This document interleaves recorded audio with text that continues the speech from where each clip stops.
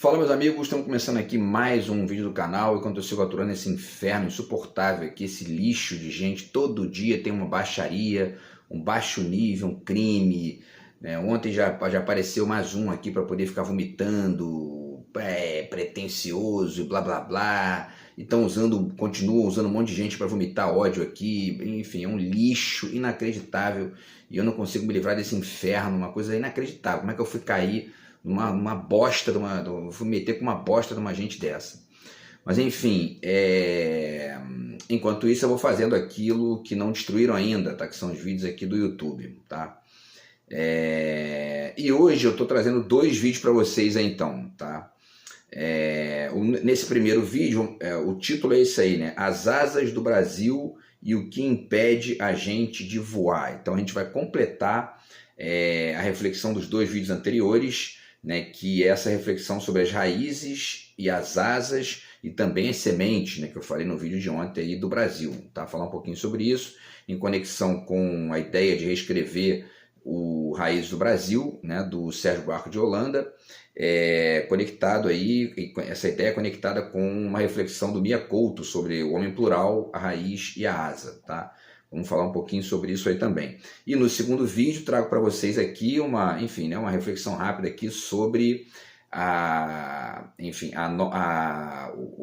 o Prêmio Nobel de Literatura, tá, que saiu ontem, para Han Kang, né, que é uma escritora da Coreia do Sul. Tá? Vamos falar um pouquinho sobre ela aí também e relembrar que os últimos prêmios Nobel também, tal, de literatura, no segundo vídeo de hoje, tá?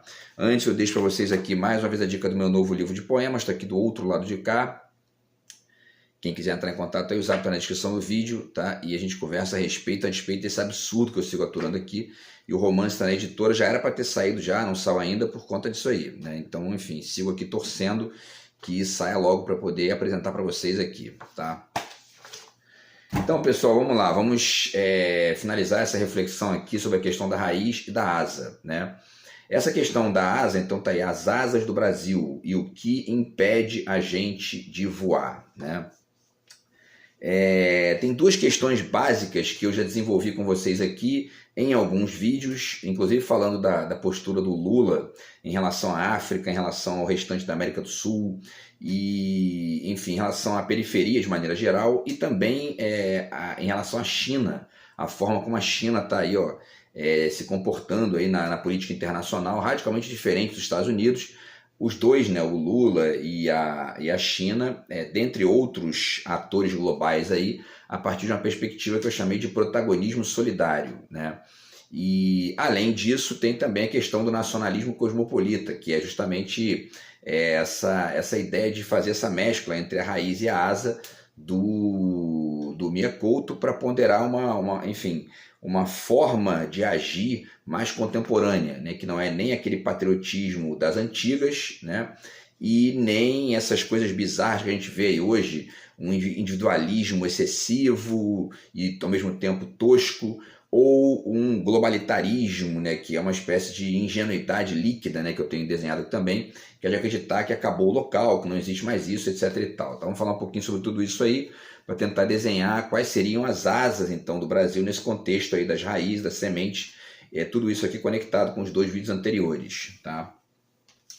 Então, pessoal, vamos lá, rapidamente aqui, tá?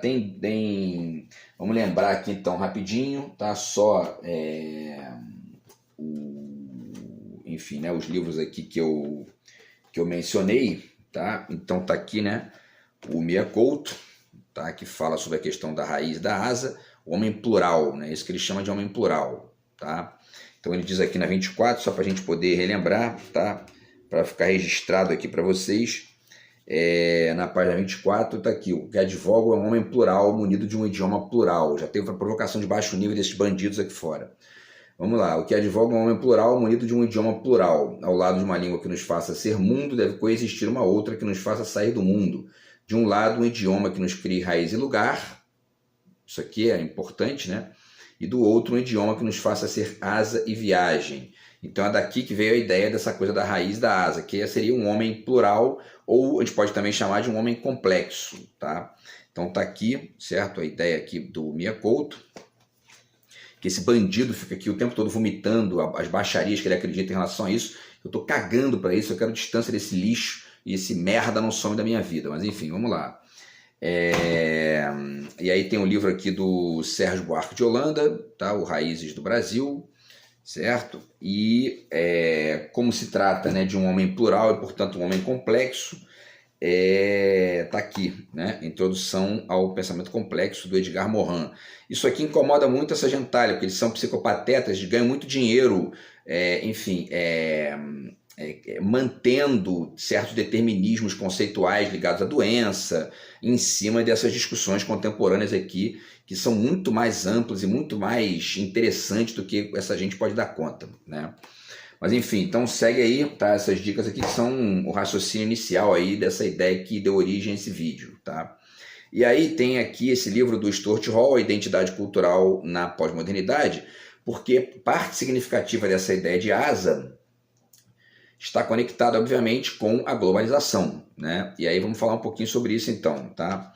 Ele diz aqui, né, o Stuart Hall, na página 12, o seguinte: o próprio processo de identificação através do qual nos projetamos em nossas identidades culturais tornou-se mais provisório, variável e problemático, né? É assim que a gente tem vivido aí esses processos de globalização. E por isso essa sugestão dessa forma de perceber, né, a nossa própria existência, que seria nacional cosmopolita, tá? Na página 51, ele dá o exemplo aqui da questão do ser inglês, né, da Inglaterra. E aí ele diz aqui, né, que estratégias representacionais são acionadas para construir nosso senso comum sobre o pertencimento ou sobre a identidade nacional? Quais são as representações, digamos, de Inglaterra que dominam as identificações e definem as identidades do povo inglês?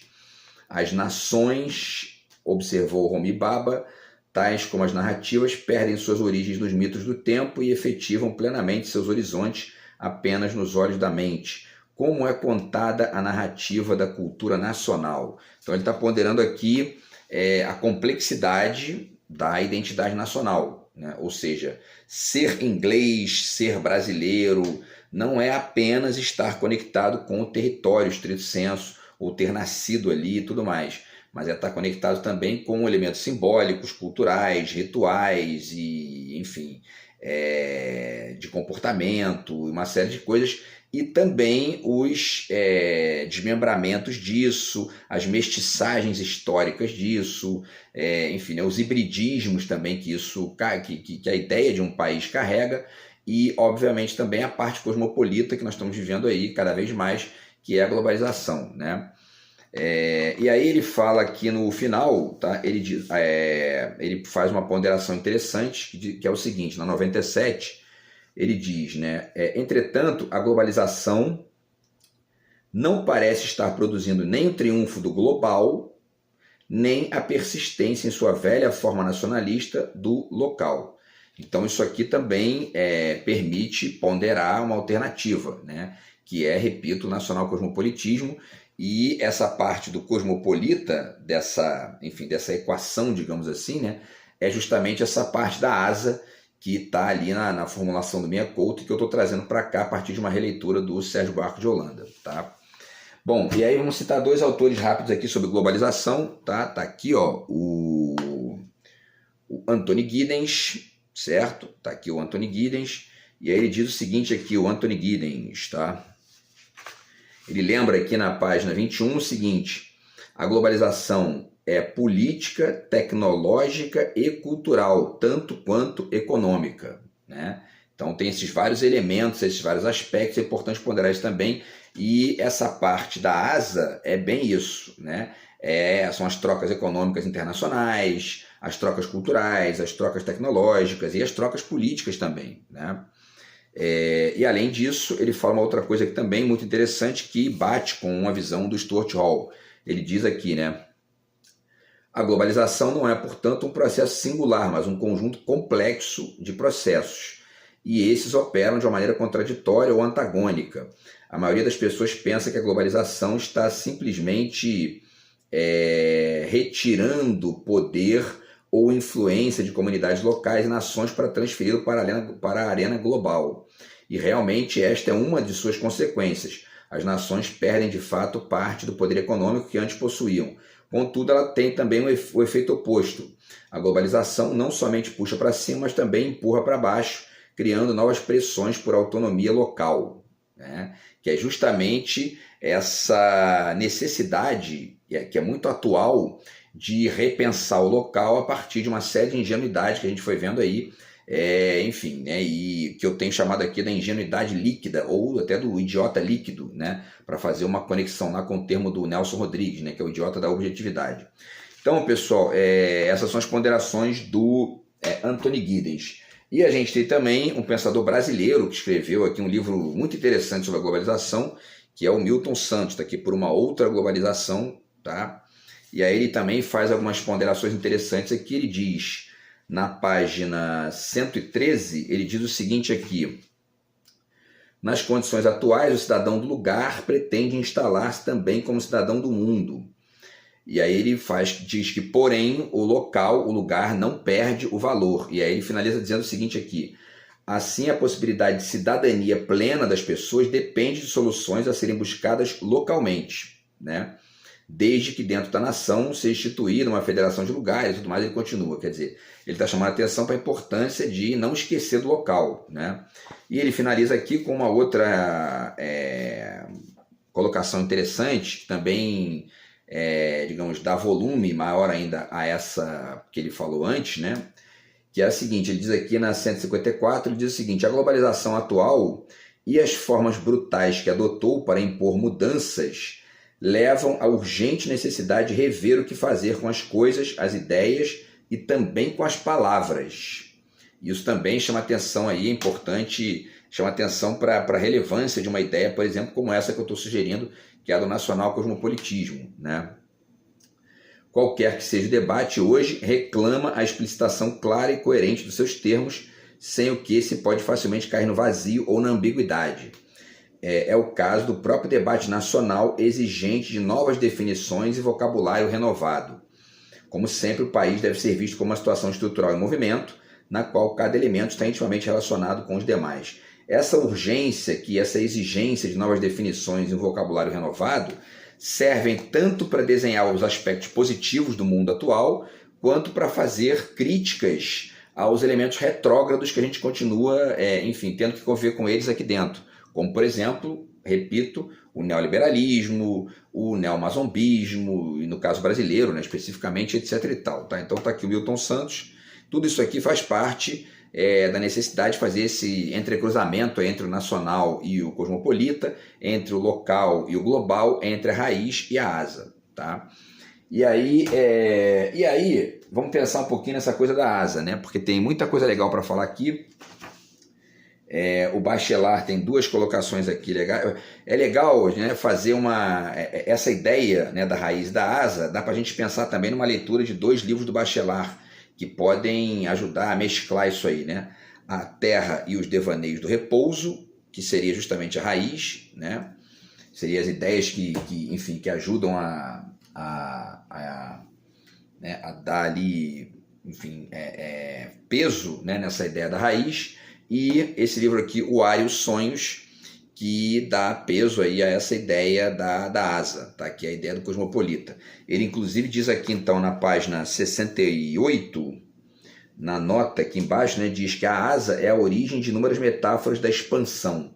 E é nessa asa, dessa equação do Miyakoto ali e tal, que a nação, que o país se expande, né, e se conecta com as demais e tudo mais, a partir desses processos globalizantes, né? E cosmopolitas. E por último, na página 86, ele usa uma expressão que é o cosmismo, né? Ele está falando da cotovia, que tudo mais, tá fazendo uma reflexão sobre essa questão do voo, e porque esse livro é todo baseado nisso, né? na simbologia do voo e tudo mais. Então ele fala do cosmismo, né? E essa parte asa da equação é o cosmismo da nação, né? Quando a nação vai se conectando com as demais e os indivíduos também, etc e tal, tá? Então vamos falar também um pouquinho sobre tudo isso aí aos pouquinhos aqui no vídeo de hoje, tá?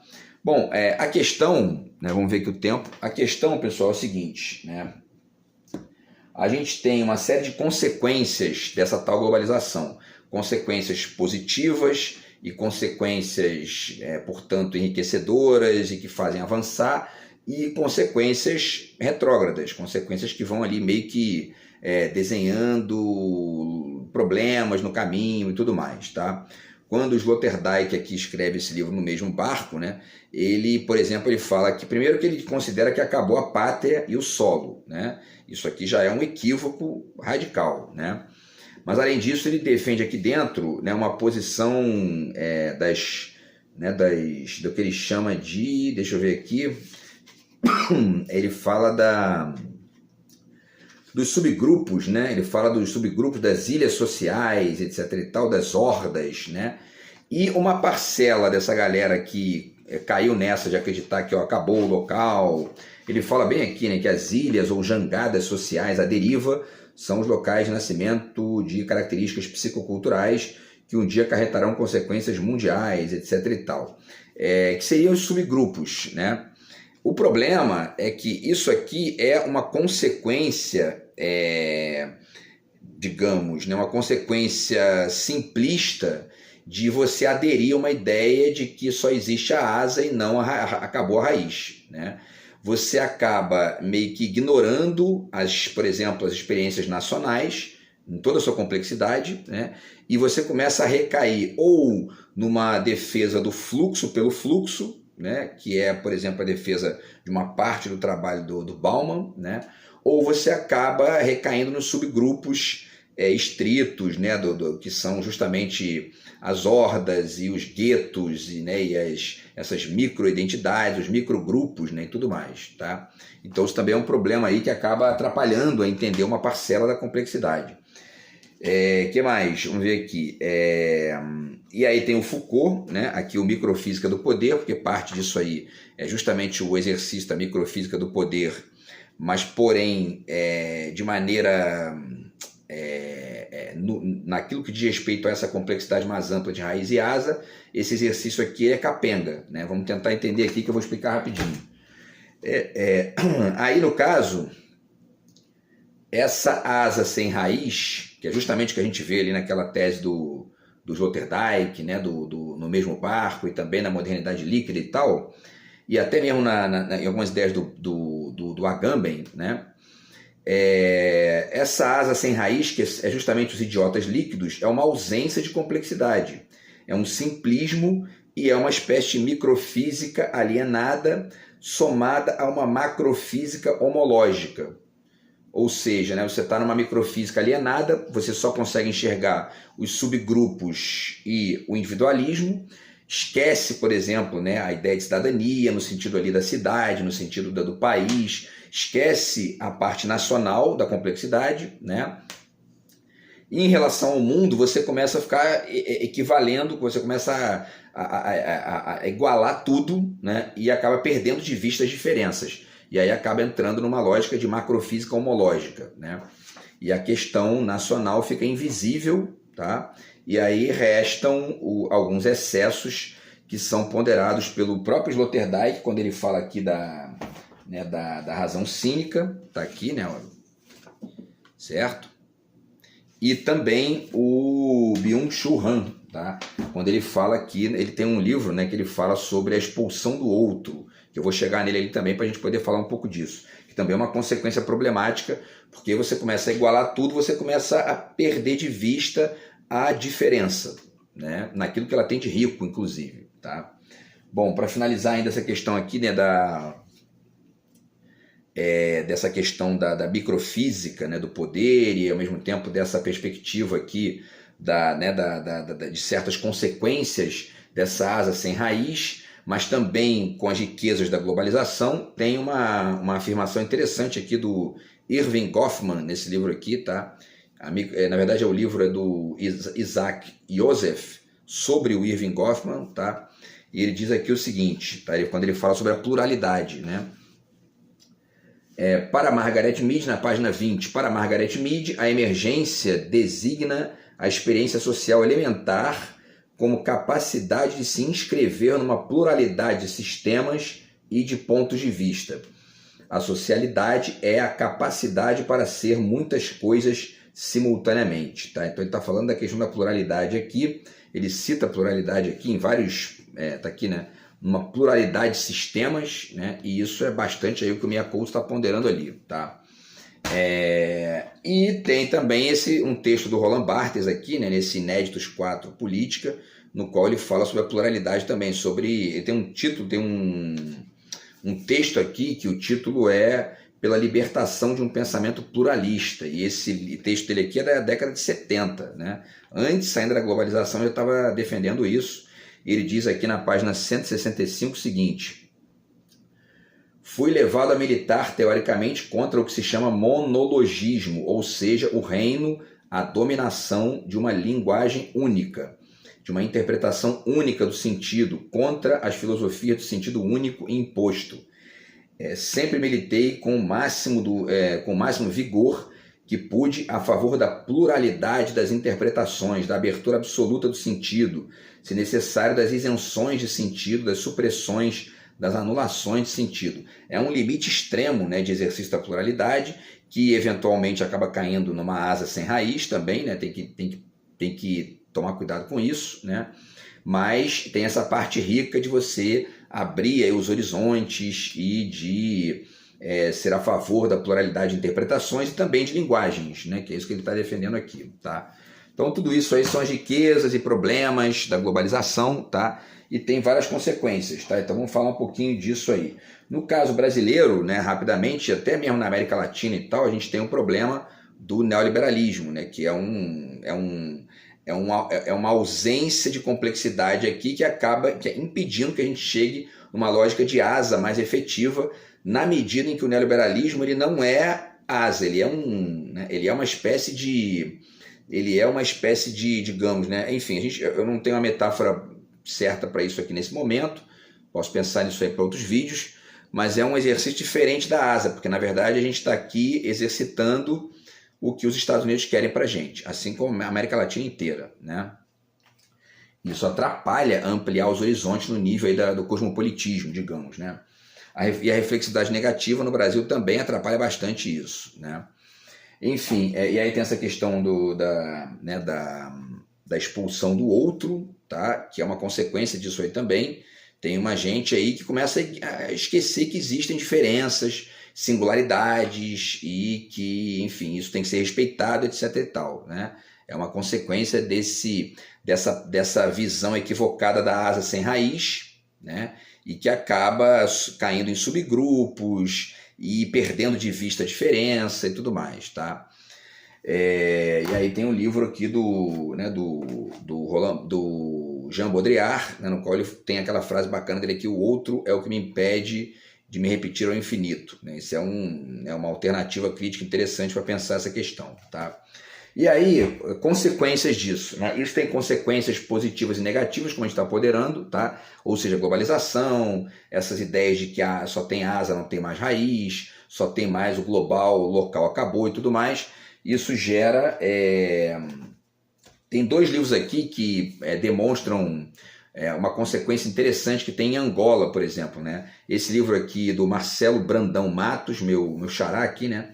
A Geração da Distopia, tá? Fala sobre uma das consequências do período pós-guerra em Angola, né? Que é a formação de uma geração que está distópica, não tem mais utopia, acabou porque, enfim, né, estão ali meio que perdidos nessa lógica pós-guerra, aí, né, pós-independência. Tá?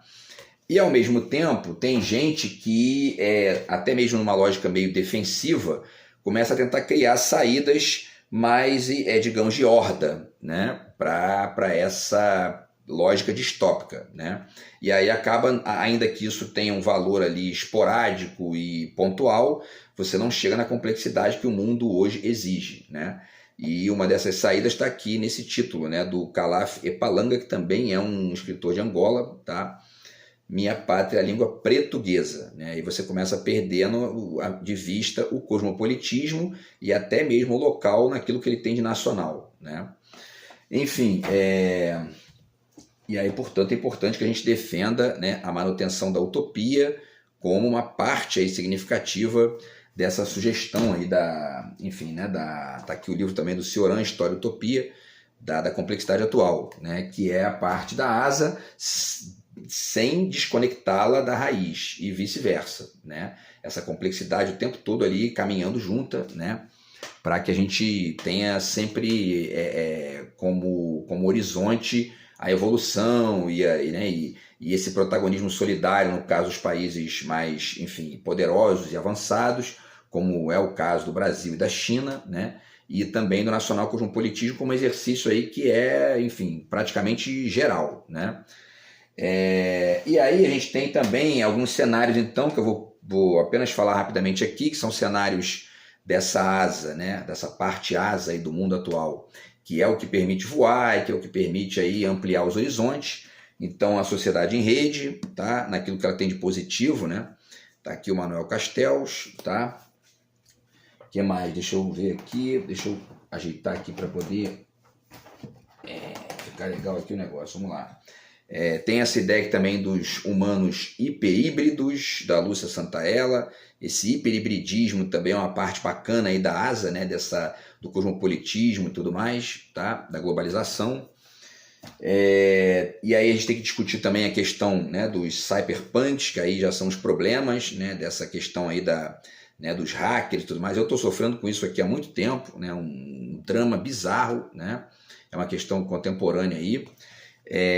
Que mais? Né? E aí alguns autores chamam o que a gente está vivendo de Babel, né? Como é o caso do Bauman aqui, né? Tanto naquilo que a expressão tem de positivo, né?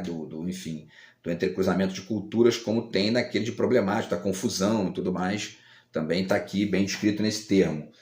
A Paula Loixarac chama isso de teoria selvagem, né? Isso também, aqui tem várias riquezas disso nessa microfísica, que é uma parte interessante também aí do mundo atual. O que mais, né? E tem coisas que acontecem desde sempre, né? E que são asa desde sempre. A linguagem, por exemplo, né? Tá aqui os estrangeirismos também, são características aí do mundo atual, tá? A gente está cada vez mais convivendo com os estrangeirismos na língua, né? Por conta desses entrecruzamentos culturais e tudo mais, que são característicos dessa parte cosmopolita, né? da complexidade, tá? Bom, tem a modernidade líquida do Bauman, né? Ele fala aqui, inclusive, ele cita inclusive a questão do indivíduo em combate com o cidadão. A gente está o tempo todo hoje nessa complexidade mesmo, né? Exercitando o individualismo, mas também tendo que exercitar a cidadania, né? Para não ficar alienado, né? Ou ingênuo e tudo mais, né? Enfim, eu tenho dito isso muito aqui, inclusive, no sentido de chamar a atenção que a esquerda passe a olhar para isso com mais afinco ali, né, para poder incorporar essa parte da complexidade que fica muito de fora do discurso da esquerda brasileira, tá? E aí tem, enfim, né, os contatos com a China, tá aqui esse livro que eu comprei agora, né, tem um mês aí mais ou menos, tá? Que é um dos atores mais importantes aí desse mundo atual, desse cosmopolitismo atual, tá? O Ciro Gomes fala bastante disso aqui também e exercita aqui uma série de filosofias comparadas com outros países, que é um exercício dessa parte asa aí da complexidade, tá?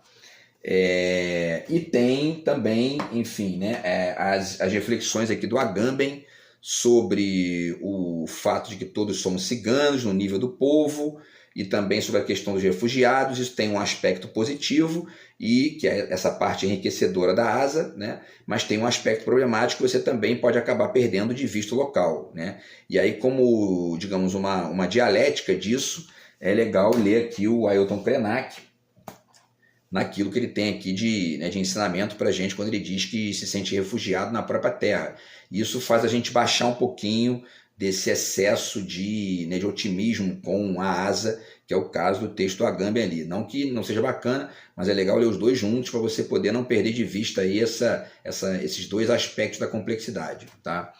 E por último, no caso brasileiro, evidentemente, essa asa da gente aqui, ela é tanto no nível de se conectar com outras nações, quanto também de rever a nossa relação com Portugal. Está aqui o livro do Fernando Pessoa, né? Também é parte interessante aí da nossa asa para a gente, inclusive, reconstruir uma série de perspectivas que a gente tem sobre a nossa própria raiz, tá? E aí eu tenho dito aqui que aquele acontecimento do 8 de janeiro do ano passado ajuda bastante a isso, para poder entender nossas mazelas aqui, o atraso da direita brasileira, dentre outras coisas, tá? Então, pessoal, é um pouco isso aí, tá? Essa questão aí das asas do Brasil e o que atrapalha a gente a voar, né? O que atrapalha a gente as asas são essas complexidades, enfim, infinitas aqui que tem, né? Ricas pra caramba. E o que atrapalha a gente a voar é isso, né? Às vezes um otimismo exagerado com a asa ou essa, enfim, perda de tempo, neoliberalismo, individualismo estrito, etc e tal, subgrupos. Tudo isso a gente tem que ir repensando nesse contexto complexo, beleza? Então é isso, a gente se fala no próximo vídeo aí. Grande abraço, tamo junto, fui.